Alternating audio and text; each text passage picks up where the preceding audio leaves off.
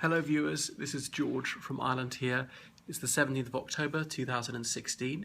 So today I'm going to share with you my thoughts on the latest in the US presidential campaign.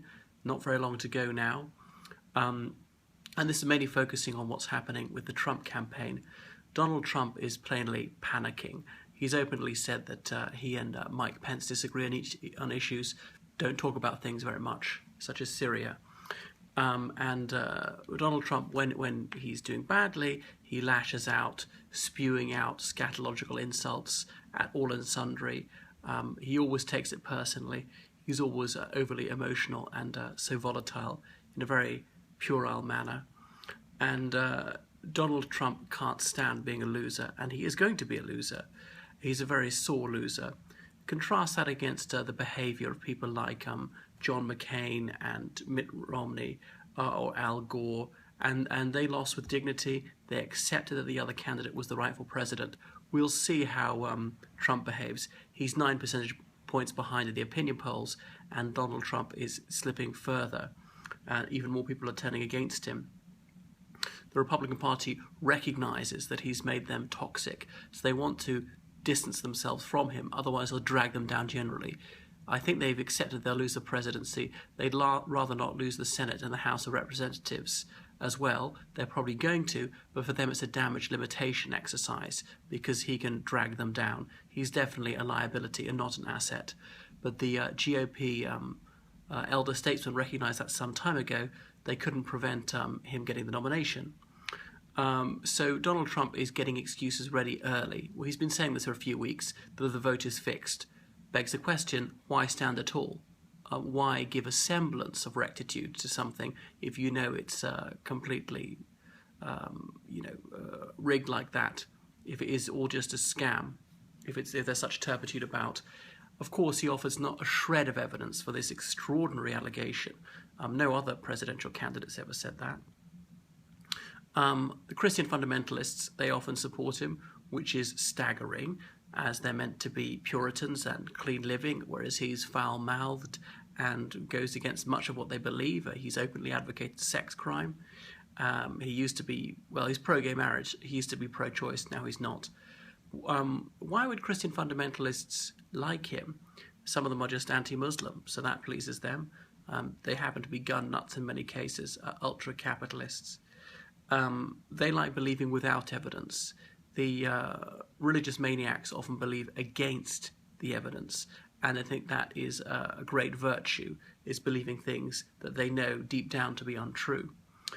So I noticed that Paul Ryan said the election will be fair, and he hasn't actually rejected Trump, but says he won't campaign for him, which is very pusillanimous of him. There will be some advantage for Paul Ryan in saying don't vote for Trump or vote against Trump, not necessarily embracing Hillary. He could say vote Libertarian, for instance. But there is really no advantage in him refusing to support Trump, yet at the same time not saying vote against him. He ought to go the whole hog, but he doesn't have the courage of his convictions.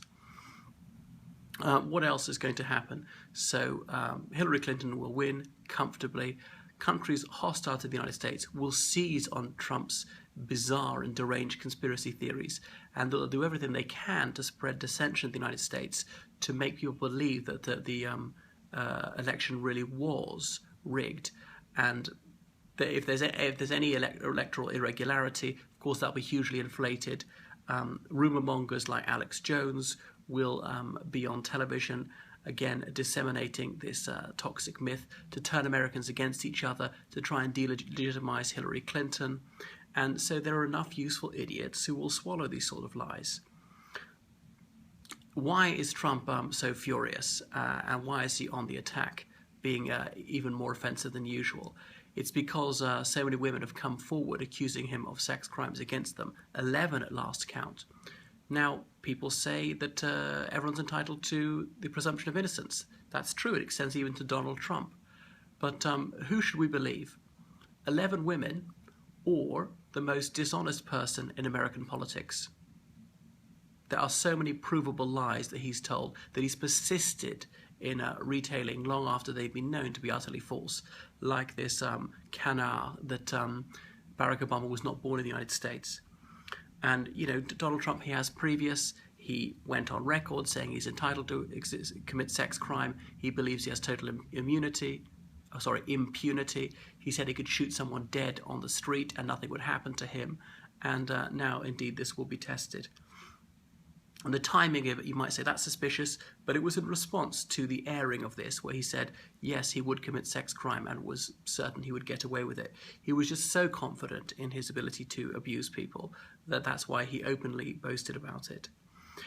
It's fascinating that Trump is backed by some of the most draconian people in the United States, those who tend to favor 3 strikes and you're out, who tend to favor a very punitive penal policy of very long sentences for minor misdeeds such as possession of cannabis. Well, like 6 months in prison, you could easily get that in Texas.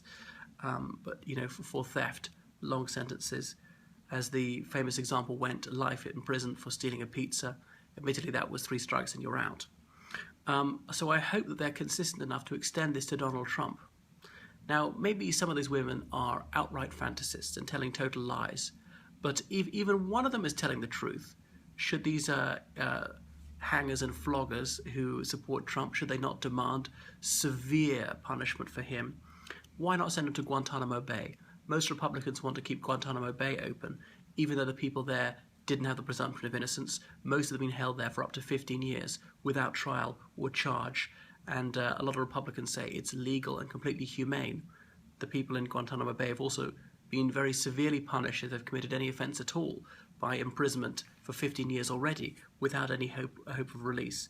So if Guantanamo Bay really is legal and really is humane, then Trump should be sent there. He's far more dangerous than anyone in Guantanamo Bay, given that he's so volatile and he's been so bellicose in his rhetoric. He's so unpredictable and was so likely to lash out. Imagine if someone like that, with his histrionics, had his finger on the nuclear button. Fortunately, the Trump campaign will almost certainly lose. I saw it was said it was an 80% chance that Hillary is going to win. She's doing strongly even in the swing states, particularly the swing states. I would say now it's about a 90% chance that she's going to win. Democrats will be ill-advised to come across as complacent. There's an alternative Republican candidate in Utah.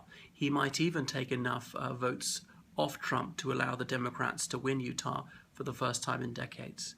So fascinatingly, the Greens and the Libertarians are doing quite well. I suppose a lot of disgruntled Republicans will vote Libertarian because they just find Mr. Trump so nauseating. Anyway, we shall see. It's certainly been a fascinating, though very worrying election.